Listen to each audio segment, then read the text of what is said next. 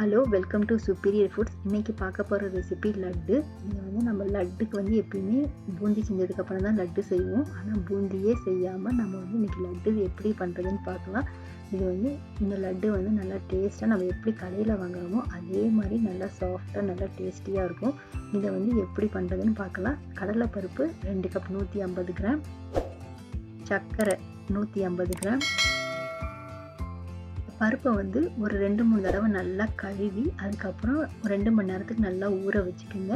இது வந்து important step. இது கழுவி ஊற வைக்கிறதுனால அதில் இருக்க ஸ்டார்ச்லாம் வந்து நிறைய வெளியில் போகும். அதுக்கப்புறம் தண்ணியை வந்து நல்லா வந்து வடித்து எடுத்துடுங்க. இன்னும் கொஞ்சம் தண்ணி இருக்கும், அதெல்லாம் வந்து டிஷ்யூ வச்சு நல்லா தொடச்சி எடுத்துடுங்க. மிக்ஸி ஜாரில் நல்லா கொரன்னு அரைச்சி எடுத்துக்கோங்க.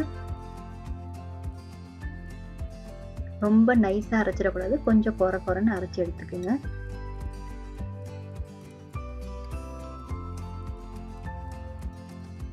எண்ணெயை நல்லா சூடு பண்ணதுக்கப்புறம் குட்டி குட்டி உருண்டையாக உருட்டி நல்லா ஹை ஃப்ளேமில் வச்சு 1 நிமிஷத்துக்கு பொரித்து எடுத்துக்கோங்க.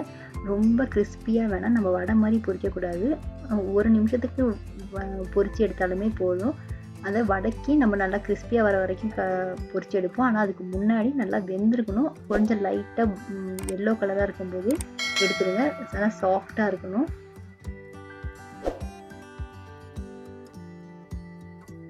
கொஞ்சம் ஆற வச்சுருங்க.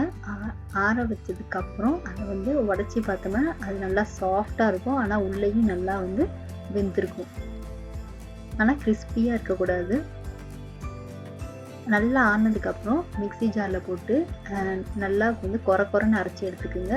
ரொம்ப நைஸாக அரைச்சிடாதீங்க. அதாவது நம்ம ரவை பதம் மாதிரி இருக்கணும், அதை மாதிரி அரைச்சி எடுத்துக்கோங்க.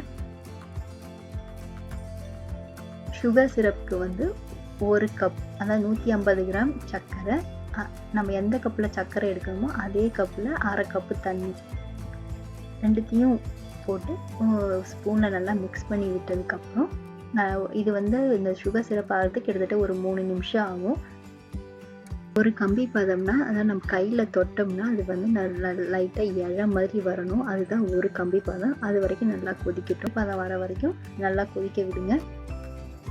அதுக்குள்ளே நம்ம வந்து 1 டேபிள் ஸ்பூன் நெய், அப்புறம் 1 டேபிள் ஸ்பூன் வந்து கேஷ்யூ நட், ரெண்டுத்தையும் போட்டு கொஞ்சம் லைட்டாக கோல்டன் ப்ரௌன் வர வச்சு வதக்கிட்டு அதுக்கப்புறம் திராட்சை அதையும் போட்டு நல்லா பொன்னிறமாக வர வரைக்கும் வதக்கி எடுத்துக்கோங்க. இது வந்து ஒரு கம்பி பதம், அதாவது நம்ம தொட்டு பார்த்தோம்னா இழ மாதிரி வரணும். அதுதான் வந்து ஒரு கம்பி பதம். அது வந்த உடனே, இதான் ஒரு கம்பி பதம் வந்த உடனே நம்ம இது வந்து food colour, red food colour add பண்ணியிருக்கேன். இது ஆப்ஷனல். அதுக்கப்புறம் ஏலக்காய் பொடி, அதை வந்து கொஞ்சோண்டு ஒரு பிஞ்ச் அளவு போட்டுக்கோங்க. போட்டு ஆஃப் பண்ணிவிடுங்க கேஸை.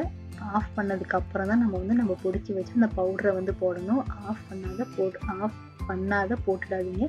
போட்டுட்டு நல்லா வந்து மிக்ஸ் பண்ணிவிடுங்க. இதில் முக்கியமான விஷயம் பார்க்குறது, அந்த சுகர் சிரப் வந்து அந்த பவுடரோட நல்லா மிக்ஸ் ஆகிருக்கணும்.